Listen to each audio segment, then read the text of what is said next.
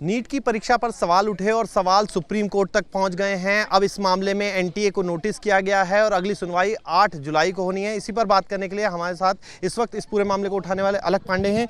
अलग जी, आप लोगों ने मामला उठाया है, अब क्या कोर्ट ने कहा, किस दिशा में जाते हुए देखिए, मोस्ट प्रॉब्ली हमारे मामले की जो लिस्टिंग है वो कल हो जानी चाहिए।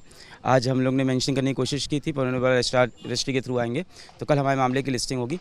आज जिस मुद्दे की बात हो रही है ना, वो 1 जून की लिस्टिंग है और वो मुद्दा पेपर लीक के अराउंड है, क्योंकि 1 जून तक रिजल्ट ही नहीं आए थे, तो सारा मुद्दा पेपर लीक के सिर्फ अराउंड था। पर उतने मुद्दे के अंदर ही ऑनरेबल सुप्रीम कोर्ट ने कहा कि हमें लगता है कि ये जो परीक्षा हुई है इसके अंदर कुछ ना कुछ प्रॉब्लम है। उन्होंने बोला that sanctity of the exam is compromise, उनको फील हुआ। इनफैक्ट उन्होंने एनटीए को बोला अभी कि इसका आप उत्तर दीजिए, और 8 जुलाई को अगली डेट दी है।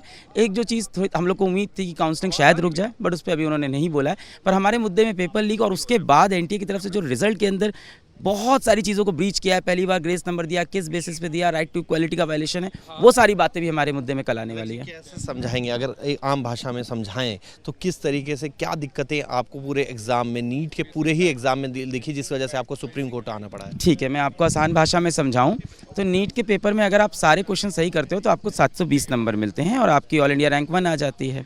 2021 से 2024 तक अगर मैं देखूं तो 21 में कितने बच्चों की ऑल इंडिया रैंक 1 आई? 3 बच्चों की। 22 में कितने बच्चों की आई? 1 भी नहीं। 23 में कितने की आई? 2 की। 24 में कितने की आई? 67 बच्चों की। 3000% बच्चे बढ़ गए, जो 720 में 720 ला रहे हैं। थोड़ा अजीब लगा देखने में।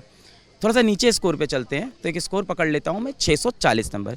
640 नंबर पूरी दुनिया में जितने बच्चे नीट की तैयारी करते हैं, शिक्षक, सबको पता है बहुत अच्छा नंबर होता है नीट में। ये नंबर आने के बाद आपको एक गवर्नमेंट मेडिकल कॉलेज मिल जाता है अपने स्टेट का।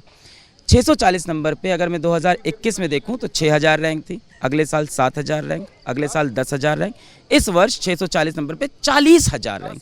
तो ये 30,000 रैंक बढ़ गई 1 साल के अंदर। ये कभी नहीं हुआ। 6000 से 7000, 10,000, इस वर्ष 640 पे 40,000। तो ये दोनों चीज़ें ये बताती है कि कुछ तो अजीब हुआ है।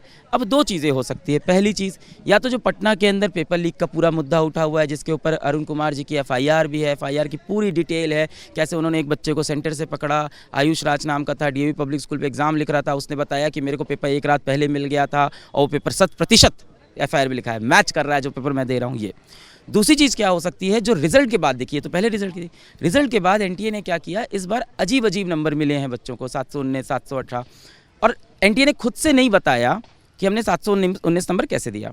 जब बहुत हम लोगों ने सवाल पूछा, वीडियो बनाए, ट्वीट किया, मेल किया, तब एनटीए ने एक नोटिस जारी किया कि इस वर्ष हमने पहली बार ग्रेस नंबर दिए हैं। जिन सेंटर पे बच्चों का समय का नुकसान हो गया, जो एग्ज़ाम सेंटर में ऐसा हुआ कि पेपर देर से मिला, हिंदी की जगह इंग्लिश मिल गया, ऐसे बच्चों को समय के बदले हमने ग्रेस नंबर दिया।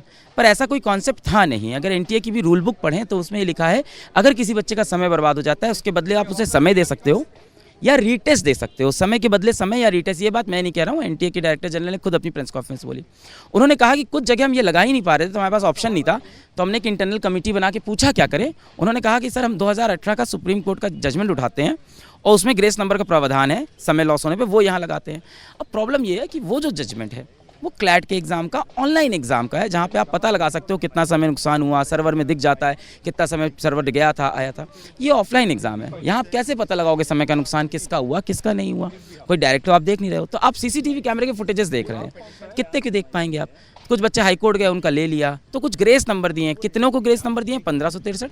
कितना दिया है नहीं पता है। आज बच्चे इस चीज़ पे भी डाउट करते हैं कि 1563 ही नंबर है। तो एनटीए की ट्रांसपेरेंसी से बच्चे भी बहुत ज़्यादा परेशान। जो आपकी याचिका आप लगा रहे हैं, उसमें क्या आप लोग मांग कर रहे हैं? सुप्रीम कोर्ट से क्या कहना चाहिए? हम लोग सुप्रीम कोर्ट से ये मांग कर रहे हैं कि एक इंडिपेंडेंट कमेटी बने। एनटीए जो कमेटी बना रहा है हमें होनी चाहिए।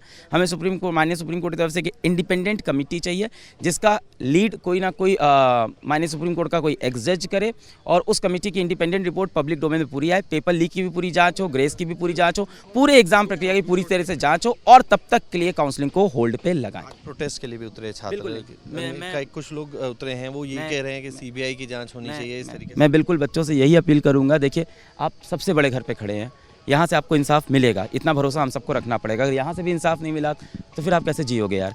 तो थोड़ा प्लीज़ अपने माँ बाप के बारे में सोचिए। आप लोग रोड पे नहीं है, मुझे बहुत डर लगता है कि कोई एक हादसा ना हो जाए किसी बच्चे के साथ। प्लीज़ अपने माँ बाप के बारे में सोचिए, कोशिश करिए आप लोग घर पर रहें, और प्रोटेस्ट करनी है तो पीसफुल प्रोटेस्ट करिए, परमिशन लेके पीसफुल करिए, प्लीज़ वायलेंट नहीं होना प्लीज़ बच्चों। अलग पांडे जो हैं वो सुप्रीम कोर्ट पर विश्वास जताते हुए कह रहे हैं कि यहीं से न्याय की उम्मीद है, लेकिन परीक्षा को लेकर जो सवाल खड़े हुए हैं उसका जवाब तो एनटीए को देना ही होगा।